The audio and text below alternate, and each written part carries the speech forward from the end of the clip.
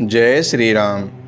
सभी साधक एवं समस्त गुरु भाइयों को मेरा प्रणाम। परम पूज्य गुरुदेव के श्री चरणों में सादर दंडवत। प्रातः स्मरणीय गुरुदेव, आज हम सभी साधकों को क्रिया योग के अनुबंध चतुष्टय के विषय में अवगत कराने की कृपा करें, जिससे हम सबकी क्रिया योग में अभिरुचि दिनों दिन बढ़ती रहे।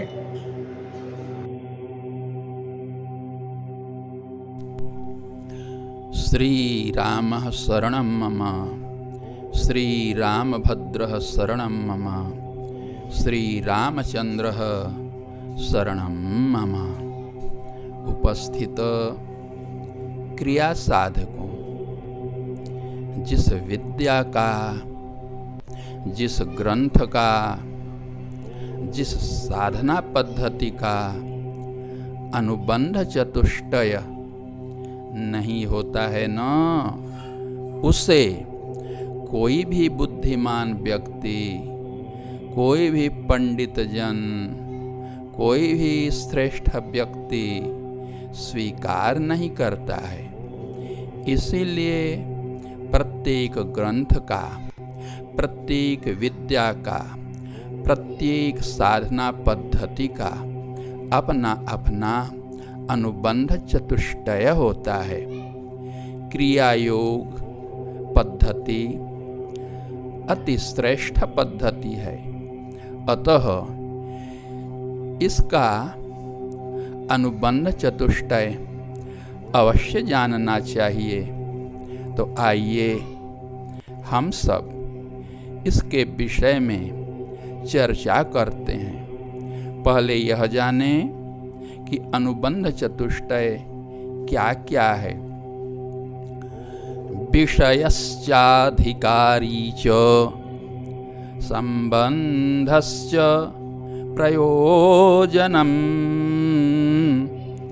एतच्चतुष्टयं विद्यादनुबंध चतुष्टयम्। 4 अनुबंध होते हैं। प्रथम है उसमें विषय, दूसरा है अधिकारी, तीसरा है संबंध और चतुर्थ है प्रयोजन।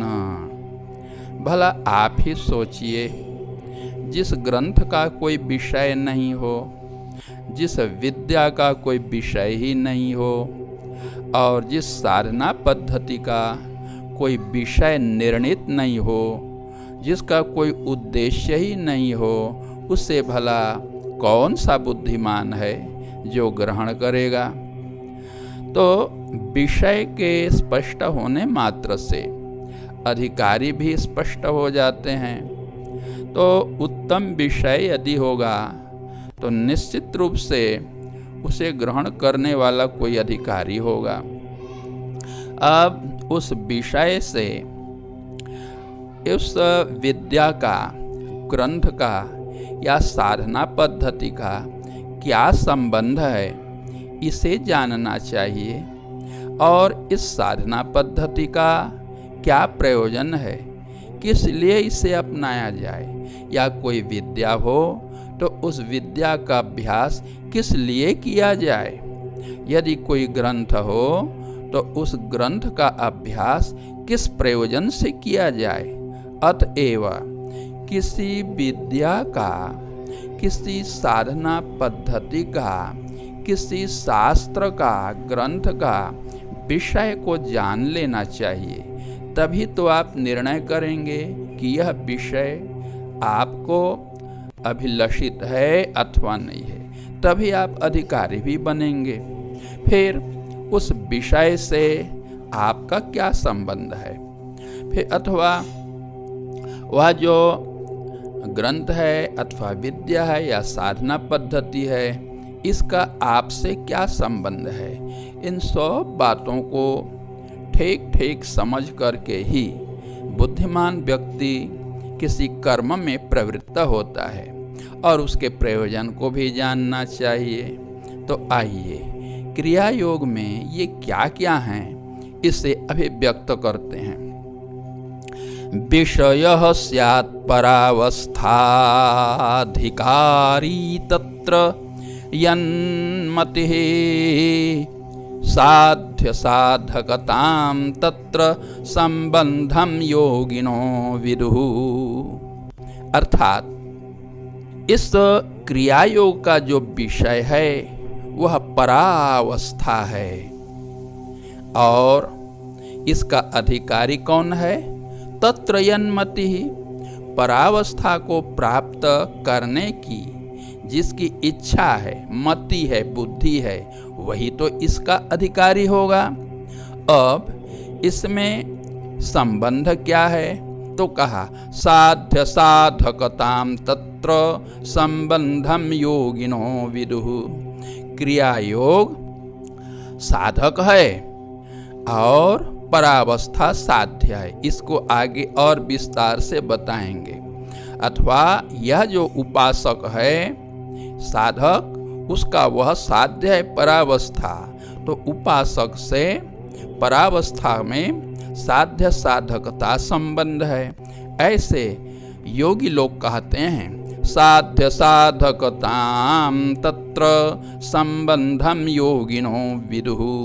दूसरा प्राप्य प्रापक भावस्य विधि विषययोर्भवेत्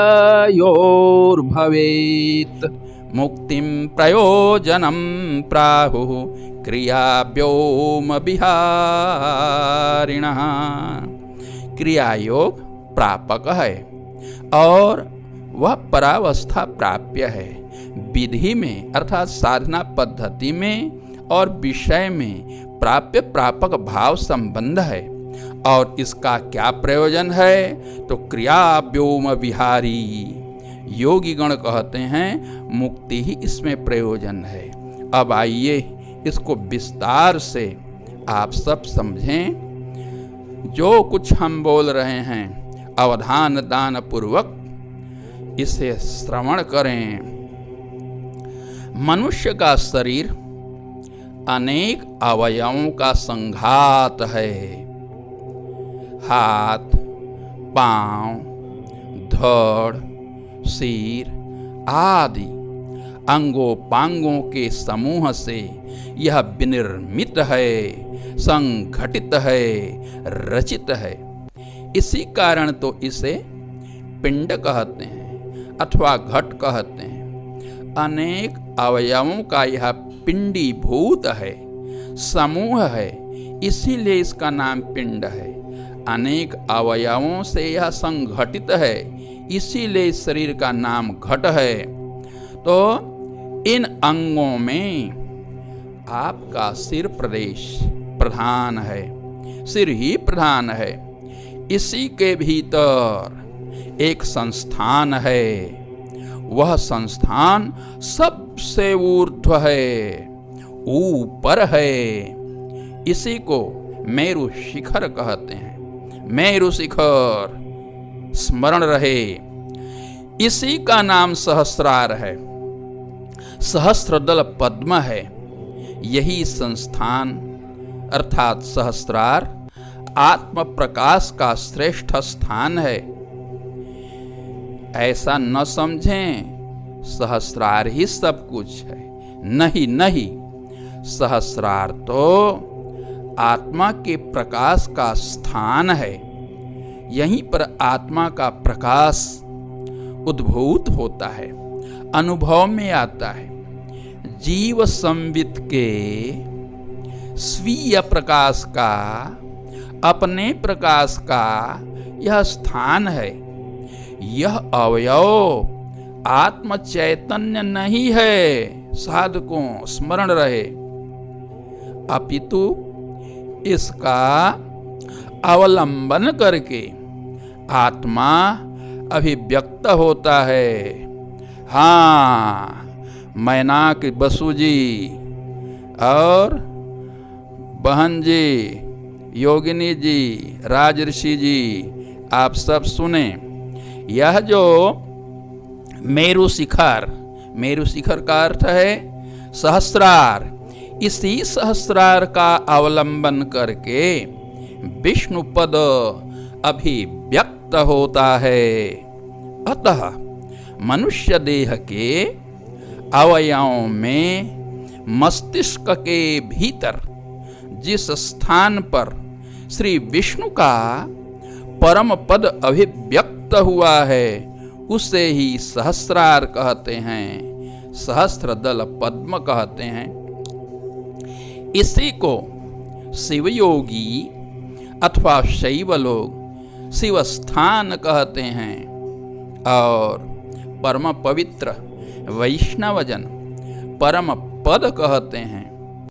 और अन्य ऋषि इसी को हरिहर पद भी कहते हैं। शाक्त लोग, देवी के भक्त लोग इसे ही शक्ति का संस्थान कहते हैं। कोई कोई मुनि प्रकृति पुरुष का स्थान कहते हैं। वहां आत्म तत्व से इतर कुछ भी प्रतीत नहीं होता। अतः उस परम पद की अज्ञात अवस्था को, अज्ञेय रूप को महाशून्य परव्योम, इस प्रकार महर्षि लोग कहते हैं। वही महाशून्य है, वही परव्योम है, यही है क्रिया की परावस्था। यही परावस्था क्रिया योग का विषय है, उद्देश्य है। क्रिया की परावस्था निश्चल स्थिति है। क्रिया की परावस्था ही अव्यक्त पद है। इसे ही अव्यक्त ब्रह्म कहते हैं। निर्गुण ब्रह्म ही परव्योम है। ध्यान रहे सुमन दीदी, यही निर्गुण ब्रह्म परम व्योम है। क्रिया की परावस्था का रूप अगोचर है, इंद्रियों से अधिगम्य नहीं है। वह गुणातीत अवस्था है। उसमें संपूर्ण विश्व, मैं, तुम, स्त्री, पुरुष, अंडज, पिंडज, स्वेदज, उद्भिज एकम एक हो जाते हैं। क्रिया की यह परावस्था आनंद का अपार समुद्र है। उसका ज्ञान अनंत है, उसका सामर्थ्य तो अचिंत्य है।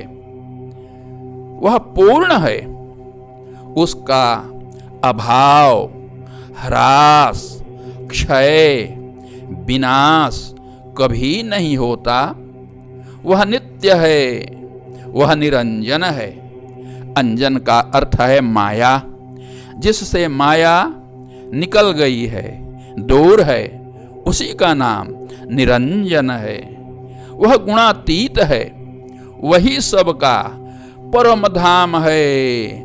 जैसे संपूर्ण जल स्रोतों का परम धाम गंतव्य समुद्र है, इसी प्रकार संपूर्ण शुद्ध क्रियाओं का, निष्काम कर्मों का, योगियों का, वेदों की गति, इस सब का गंतव्य वही है। इसलिए वही सबका परम धाम है। वहां सब कोई नहीं जा सकते। कौन जाते हैं? जो मान से रहित हैं, मोह से रहित हैं, आसक्ति से रहित हैं, गुणों से रहित हैं, सदा अपनी आत्मा में जो स्थित रहते हैं, जो भ्रांति से रहित हैं, कामना से शून्य, आशा से शून्य, आकांक्षा से शून्य, सभी द्वंद्वों से रहित हैं, स्पृहा से जो रहित हैं, सर्ववंद्य महायोगियों का जो एकमात्र गंतव्य स्थल है वही परम पद, अव्यय पद, अव्यक्त पद, अव्यक्त ब्रह्म इस क्रिया योग का विषय है। आई बात समझ में? एक विषय का प्रतिपादन हुआ। अब कहते हैं अधिकारी। इस क्रिया योग का अधिकारी कौन है? तो ध्यान दीजिए, जो आत्मा सहस्रार देश में शिव स्वरूप है, सच्चिदानंदमय है, वही हृदय देश में भी निवास करता है। विषय पासों से बंधने के कारण वही आत्मा जीव भाव को प्राप्त हो गया है। जीव की इच्छा या वासना ही जीव को विषय पाश में बांध देती है। प्राणों की चंचलता के कारण आत्मा में जीव भाव स्फुटित होता है। शरीर और संसार क्षणस्थायी हैं। आप सब सुनते आए हैं, सभी ग्रंथ इसका प्रतिपादन करते हैं। ये शरीर और संसार नित्य रहने वाले नहीं हैं। अज्ञान, अविवेक या मोह के कारण इन्हें जीव अपना सर्वस्व मान लेता है। सर्वस्व मानकर इनमें उस जीव की आसक्ति हो जाती है। पुत्र, पुत्री, नाना प्रकार के धन, दारा, कीर्ति, पद, प्रतिष्ठा आदि जो सांसारिक विषय हैं, उनमें घनिष्ठ संबंध होने से ही यह आसक्ति होती है। आसक्ति का अर्थ है संग दोष। संग दोष उत्पन्न होता है। मैं, मेरा, तैं, तेरा, वह, उसका आदि ये जो भाव हैं, इन्हीं भावों को संग कहते हैं। इस आसक्ति से जीव देह और संसार में बंधा हुआ है। इसके कारण उसे अनंत दुख भोगने पड़ते हैं। बंधन टूटने से ही बंधन जन्य दुख दूर हो सकेगा। जो इस बंधन को काटने के इच्छुक हैं, वे ही क्रिया योग के उत्तम अधिकारी हैं। प्राणों का स्पंदन ही मन है। अतः यह प्राण जब तक चंचल रहेगा तब तक मन भी चंचल रहेगा, विषयों में भटकेगा। विषयों की कामना पूर्ण करने के लिए बारंबार जन्म मृत्यु का महान कष्ट भोगना पड़ता है। अतः जगत में बारंबार जन्म लेना व मृत्यु को प्राप्त करने के कष्ट से मुक्ति प्राप्त करने के लिए प्राणों को स्थिर करना चाहिए। इसी प्राण की चांचल्य को स्थिर करने की इच्छा वाले ही इस योग के उत्तम अधिकारी हैं। जो प्राणी जीव भाव से ऊपर उठकर शिव भाव को प्राप्त करने के इच्छुक हैं, वही क्रिया योग के श्रेष्ठ अधिकारी हैं।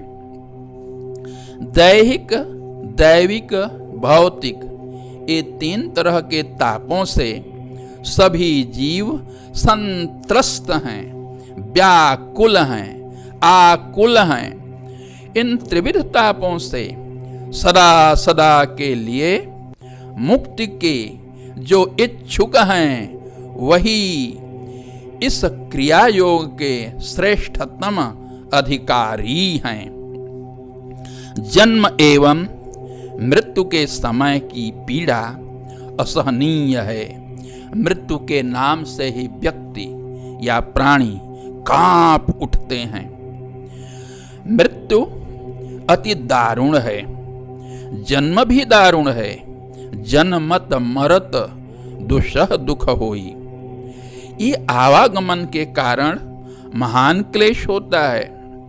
जन्म लेना आवा और मृत्यु में चले जाना गमन, तो ये जन्म और मृत्यु को ही आवागमन कहते हैं। इस आवागमन को सदा सदा के लिए जो दूर करना चाहते हैं, वे व्यक्ति क्रिया योग के उत्कृष्ट अधिकारी हैं। बंधन तो महादुख है, किसी को भी बंधन अभिष्ट नहीं है। शरीर, इंद्रियों और मन का ही बंधन जीव को जकड़ रखा है। शरीर का बंधन एक नहीं, 5 शरीर हैं। स्थूल शरीर, सूक्ष्म शरीर, कारण शरीर, महाकारण शरीर और कैवल्य शरीर। ये 5 शरीरों का बंधन है और इनमें 14 इंद्रियों का बंधन है और मन का तो घनघोर बंधन है। ये नाग पाश से भी कठिन बंधन है। इन्होंने जीव को जकड़ रखा है। इस नाग पाश से सदा सदा के लिए विमुक्त होने का जो इच्छुक है, वही इस क्रिया योग का परम अधिकारी है। आशा, आकांक्षा, विषयों की कामना, इनसे जीव सदा संतप्त रहता है। आशा से जीव भटकता रहता है, आकांक्षा से दुखी रहता है, विषयों की कामना से संत्रस्त रहता है। आशा, आकांक्षा और विषयों की कामना, इनसे विवश होकर ग्रीष्मकालीन सूखे पत्तों की तरह आंधी से जर्जर होता रहता है। ग्रीष्मकाल में वृक्षों से जो पत्ते सूखकर टूटकर गिर पड़े हैं और जिसका कोई आश्रय नहीं, बताइए आंधी आने से कैसे भटकते हैं, कैसे फटते हैं, उनकी दयनीय अवस्था हो जाती है।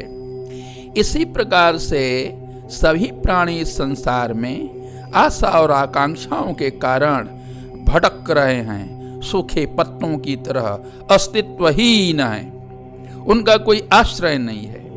इस भटकन से परित्राण प्राप्त करने के जो प्रबल इच्छुक हैं, वे ही इस क्रिया योग के अत्युत्तम अधिकारी हैं। जो व्यक्ति अपना विवर्तन चाहता है, कैसा विवर्तन? क्षुद्रता से महत्ता को प्राप्त करना चाहता है, बिंदुता से सिंधुता की ओर प्रयाण करना चाहता है, लघुता से प्रभुता की ओर अग्रसर होना चाहता है, अशुभता से परम शुभता की ओर प्रयाण करना चाहता है, जीवता से शिवता की ओर, नरत्व से नारायणत्व की ओर तथा दीनता, हीनता और अपूर्णता से पूर्णता की ओर प्रयाण करना चाहता है, इनके उत्तम शिखर पर पद निधान करना चाहता है, निरानंदत्व से सच्चिदानंदत्व की ओर प्रयाण करना चाहता है, वही इस क्रिया योग का सर्वश्रेष्ठ अधिकारी है।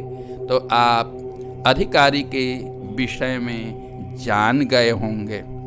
अब हम संबंध के विषय में वर्णन करते हैं। अब संबंध के विषय में प्रतिपादन करते हैं।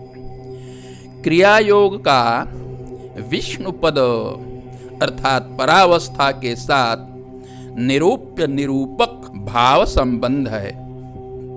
प्रतिपाद्य प्रतिपादक भाव संबंध क्रिया साधक का क्रिया योग से उपास्य उपासक अथवा साध्य साधक भाव संबंध है। इस क्रिया योग का संबंध परम पद से भी है और अधिकारी साधक से भी है।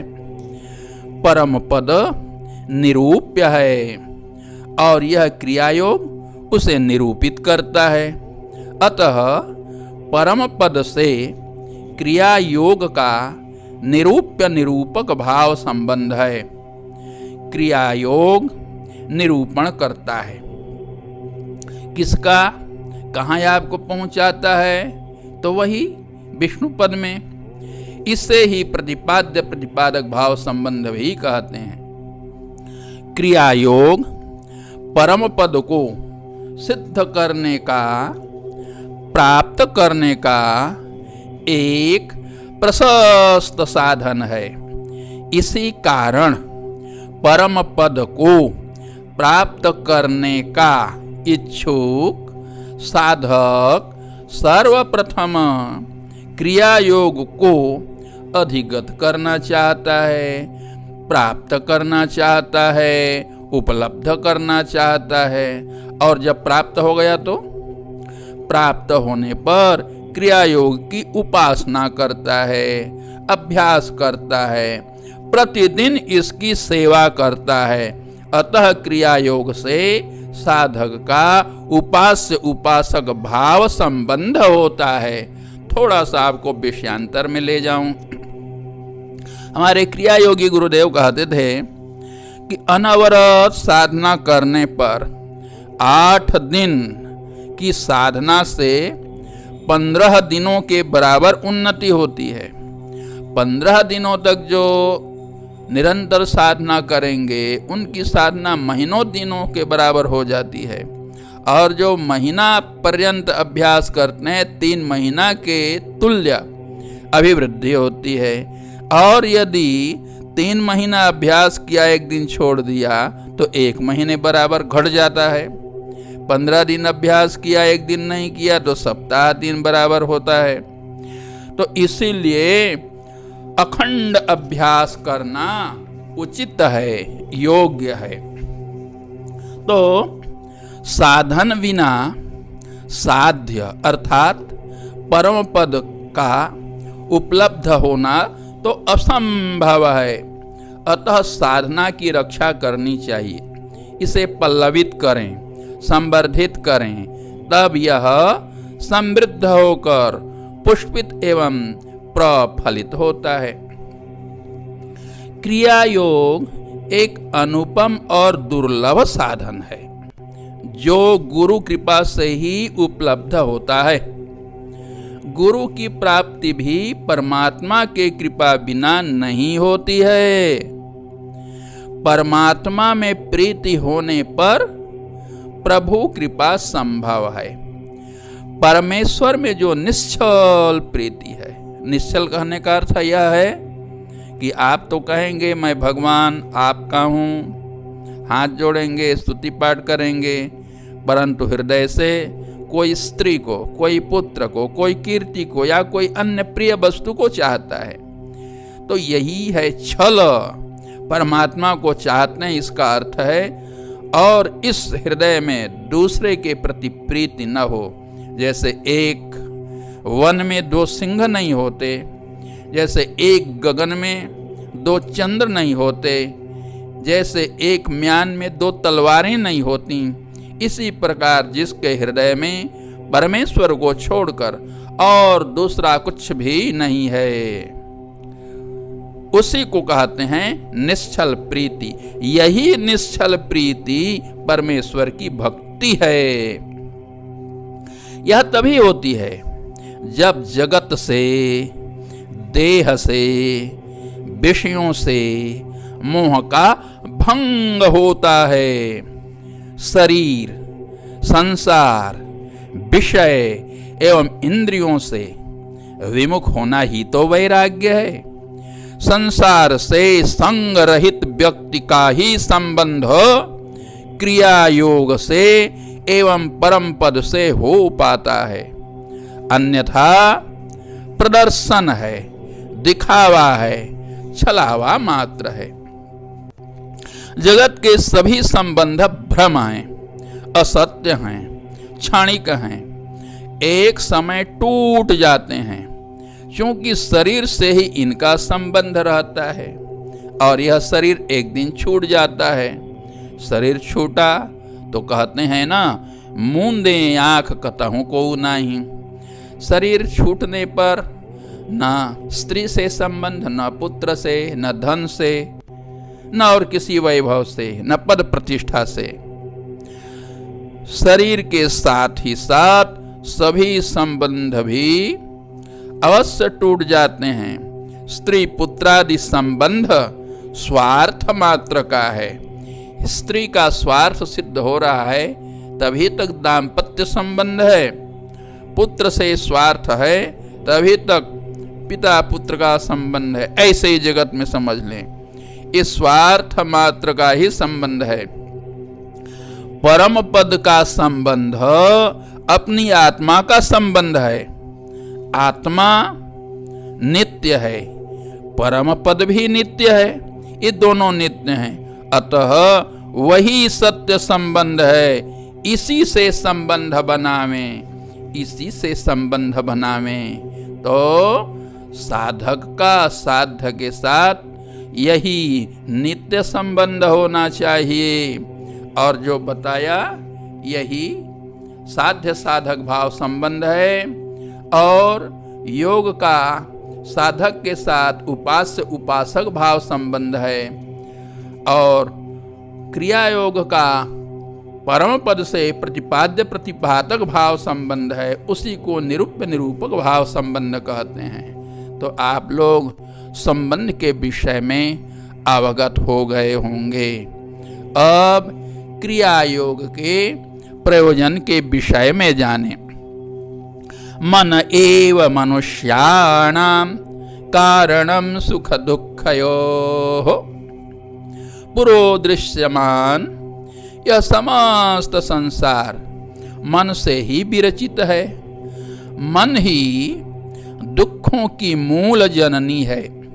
अनंत वासनाएं, असंख्य कामनाएं, दुष्पूर इच्छाएं जीव को तड़पा रही हैं, दौड़ा रही हैं, विषयों में निरंतर भटका रही हैं। ठीक वैसे ही जैसे मृग मरीचिका मरुभूमि में जल पिपासित असहाय मृग को भटका भटका कर मार डालती हैं, इसी प्रकार ये वासनाएं, इच्छाएं, कामनाएं जीव को विषयों की मरुमरीचिका में दौड़ा दौड़ा कर, थका थका कर, अशांत बनाकर मृत्यु के मुख में धकेल देती हैं। जगत के प्रति आशा, विषयों की इच्छा, नाना प्रकार की कीर्ति कंचन कामनी के प्रति कामना, इन भोगों को भोगने की वासना, ये सभी मन के ही स्वरूप हैं। विषयों की कामना से मन सदा चलायमान रहता है, चंचल रहता है, अशांत रहता है। इच्छा पूर्ण करने के लिए नाना प्रकार का कर्म करता है, उससे भोगों की इच्छा और प्रबल होती है। इच्छा पर इच्छा, आशा पर आशा, इनकी श्रृंखला इतना विस्तार को प्राप्त करती है कि उसका अंत नहीं, और वह ऐसी उलझ जाती है, फंस जाती है कि सुलझती ही नहीं है। इसी भोग वासना की श्रृंखला को तोड़ डालना क्रिया योग का मुख्य प्रयोजन है। विषय समुद्र या संसार सिंधु की अनंत उत्ताल तरंगों की थपेड़ों से जीव आकुल व्याकुल हो रहा है, मन छटपटा रहा है, व्यथित हो रहा है। तो ऐसा मन सदा उद्विग्न या अशांत रहता है। उस अशांत मन को सुशांत करना क्रियायोग का प्रयोजन है। मन प्राणों की चंचलावस्था है। ध्यान रहे मैनाक बसु, प्राण से अतिरिक्त मन नहीं है। प्राणों की चंचलता ही मन है, अर्थात प्राणों की चंचलावस्था मन है। जब तक प्राण चपल रहेंगे तब तक मन भी चपल रहेगा। जब प्राण स्थिर होगा तब मन भी स्थिर हो जाएगा। अतः मन की प्रशांति के लिए प्राणों का समन अत्यावश्यक है, परमावश्यक है। इन्हीं प्राणों को प्रशांत करना क्रिया योग का मुख्य उद्देश्य है, प्रयोजन है। क्रिया करते करते शरीरगत असंख्य प्राण धाराएं अचल हो जाती हैं। तब मन अचल हो जाता है। मन की अचलता से मनः कल्पनाएं मन में ही निलीन हो जाती हैं। बोलो, कहो, अरे जब मन ही नहीं रहेगा तो उसकी कल्पना तति कैसे रह सकेगी? अतः शारीर प्राण धाराओं को अचल करना इस योग का मुख्य प्रयोजन है। आज्ञा चक्र से ऊर्ध्व आत्मलोक है। क्रिया के अनवरत अभ्यास से प्राण सूक्ष्म बनता है और सूक्ष्म होकर उसी चिन्मय आत्मलोक में आज्ञा क्षेत्र से ऊर्ध्व संस्थित हो जाता है। तभी इच्छा रहित अवस्था उपलब्ध होती है। यही गुणातीत अवस्था है, यही मुक्ति की अवस्था है। यही गुणातीत अवस्था क्रिया योग का परम प्रयोजन है। इच्छा रहित होने से जीव का देह और इंद्रियों से संबंध विच्छिन्न हो जाता है। कोई भी संपर्क नहीं रहता। वह साधक असंग हो जाता है। जो जितना अधिक क्रिया योग का अभ्यास करेगा न, उसका प्राण उतना ही स्थिर होगा। जितना प्राण स्थिर होगा उतना मन भी स्थिर होगा। जितना मन स्थिर होगा उतनी असंगता, निसंगता, उपरामता की अवस्था विवृद्ध होगी। जितनी निसंगता बढ़ेगी उतनी ही योगी परम पावन स्थिरत्व भाव को प्राप्त होगा। इसी प्रकार से परम पद में अवस्थान करेगा। अतः प्राण को स्थिर करना क्रिया योग का मुख्य प्रयोजन है। प्राणों को सुस्थिर करने की जो कला है वह प्राणायाम है। उस प्राणायाम के विषय में चर्चा श्रवण करने के लिए पुनः अगले प्रातः आप सब उपस्थित होइए। श्री राम शरणं मम, श्री रामभद्र शरणं मम, श्री रामचंद्र शरणं मम। सबका भला हो। साधु साधु साधु। गुरुदेव भगवान की जय।